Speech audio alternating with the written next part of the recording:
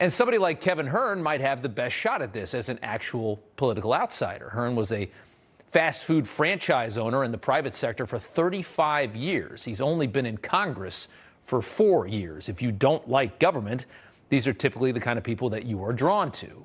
He's not fully attached to the D.C. machine and its assumed pre-required spending liabilities. Now, one area Hern is going to get points from the Gates gang is his unwillingness to continue blindly funding the Ukraine war with no plan to end it and no interest in auditing the money.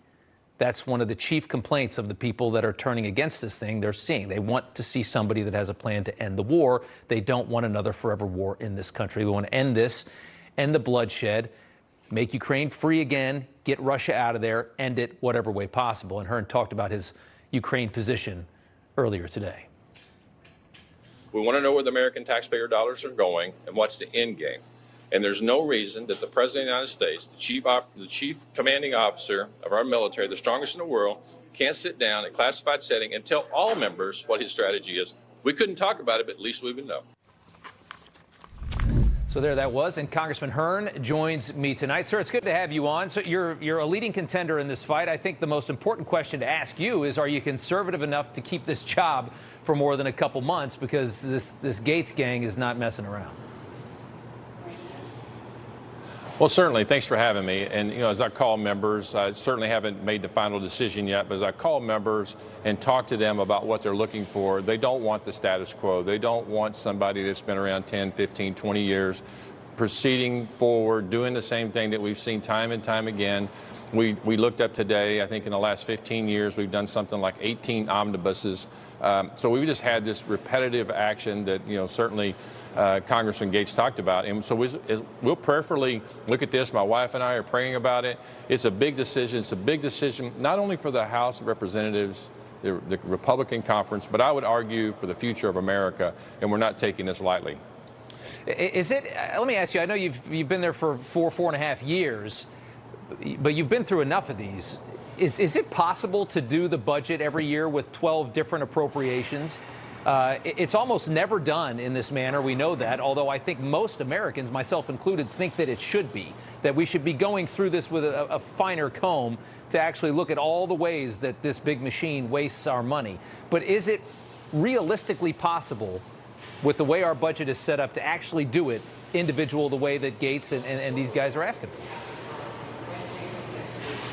Absolutely. The problem in Congress is it's been over 20 years now since we have had the muscle memory to do the budgeting process, set the top line numbers, do the appropriation bills, and get those out. And what we need to do is work backwards. There's been a lot of talk about why we went home in August if we knew we were going to have to cram a bunch of bills down. That's just because we've become so comfortable doing continuing resolutions to fund the government. We need to start this early and often. As soon as we get in the majority, we need to have the conversations. We did have those conversations. That was one of the promises, that we would have a balanced budget. And we just received the budget 2 weeks ago. And as the RSC chair, we've done budgets, and we've done them, and they balance. Was that an accurate criticism of McCarthy that you guys shouldn't have had a six-week recess and put this all backing up against the wall?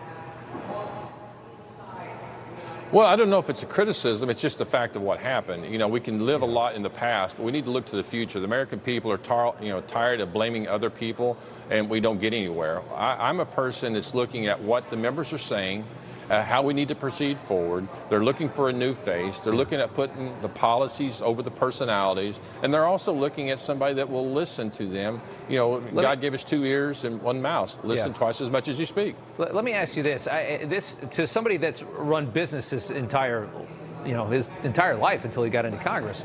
I want to ask about the size of government and the spending. Is it possible at any point to reduce the amount of money that this government spends?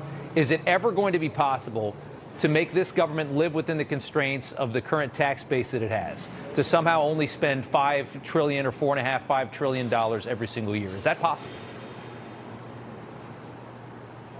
Well, certainly it's possible. I think anything is possible, especially when it comes to spending. But we, as the Republican Party, are going to be the ones that have to do that. And I think that's why you've seen so many members get really frustrated that as Republicans, we're not doing that. We talk a lot about it, but we're not doing it. We got to first bend the cost curves, the spending curves, and we got to get it to match our revenues. We're taking in $5 trillion, we're spending $7 trillion.